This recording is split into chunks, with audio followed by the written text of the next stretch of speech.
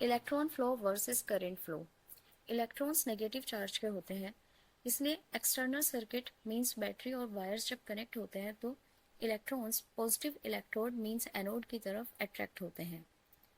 इसलिए हम कहते हैं कि electron flow in external circuit is from cathode to anode. Listen to me very carefully. Electrolyte means solution के अंदर इलेक्ट्रॉन्स मूव नहीं करते। सॉल्यूशन मेटल नहीं होता, इसलिए यहाँ सिर्फ आयंस मूव करते हैं, इलेक्ट्रॉन्स नहीं। इलेक्ट्रोलिसिस मींस जब हम करंट पास करते हैं किसी सॉल्यूशन में, लाइक वाटर, ये एक कंपाउंड है, तो ये कंपाउंड आयंस में ब्रेक होता है। इस प्रोसेस में कैटायंस कैथोड की तरफ मूव करते हैं और एनायंस एनोड की तरफ मूव करते हैं।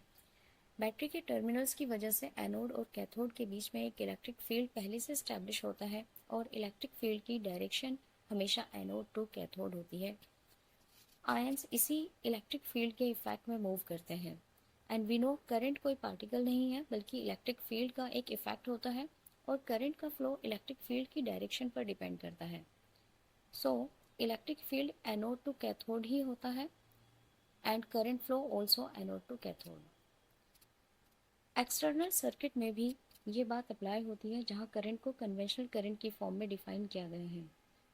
दैट्स वाई एक्सटर्नल सर्किट में भी current flow anode to cathode ही होता है। इलेक्ट्रोलिसिस में इलेक्ट्रॉन फ्लो और करंट फ्लो ऑपोजिट डायरेक्शंस में होते हैं, means electron flow from cathode to anode and current flow from anode to cathode.